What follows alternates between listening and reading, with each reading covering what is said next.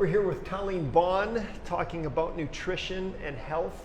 And today we're going to touch on a very polarizing topic, I believe. Oh boy. Yeah. To eat or to not eat gluten. Is gluten the enemy? Is gluten the enemy? Is it Yes. this big scary thing? Yes. Good question. Okay, so I'm going to give you a fairly non-polarizing answer. Riddle me that. So it would be way easier for me to be on one side of the fence or the other, because I think that's where people want to live. In just a few scenarios these days. All right. So right. But we're talking about gluten. Yeah, we're talking about gluten. where do you So come in terms of gluten, let's just first get our facts straight. So gluten is a protein that's found in wheat, barley, rye, and spelt. So grain type foods.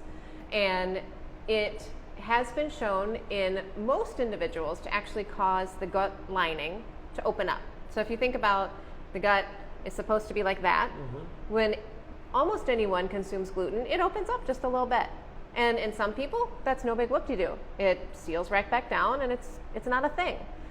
In other people, depending on their genetics, their lifestyle, their stress, any other, immune system compromise, that little bit of opening can cause more issues down the road. And so it can be things like brain fog and, inflammation and just feeling kind of run down, as well as gastrointestinal symptoms.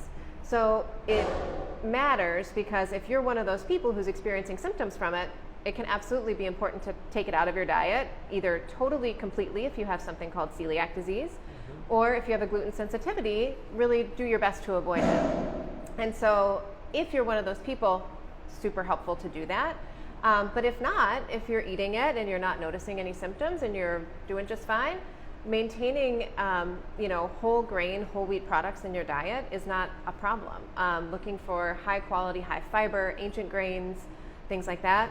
Ezekiel bread is a really good example of a really great food for people who aren't sensitive. So that's where I sit on it. Is it right for you? Yes or no? We can figure that out.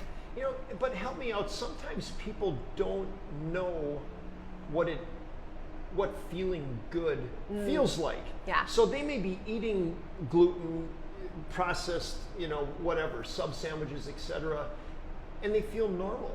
So how do you,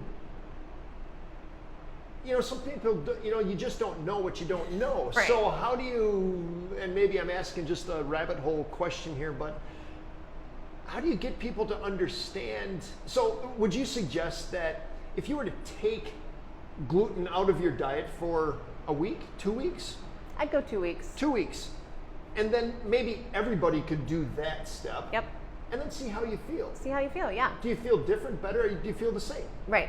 And I would give a caveat. If you're going to take gluten out for 2 weeks, don't just go and buy all the gluten-free products. Because they may actually leave you feeling worse.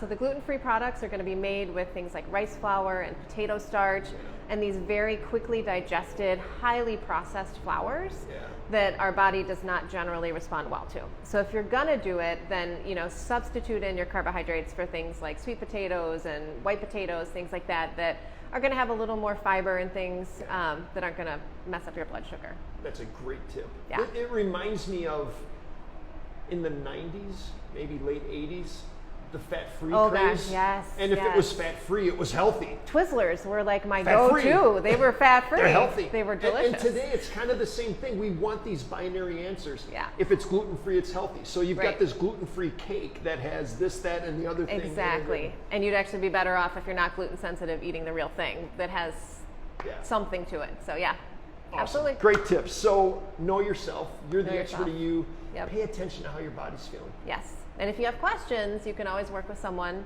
who can help you identify those things. So, when I work with someone, I really ask them very specific questions to start to get to the root of some of their symptoms. And so I have specific questions that lead me down a path, so I know if maybe it's worthwhile for us to take something out for a few weeks and test it and see. So I'm a big fan of testing stuff out.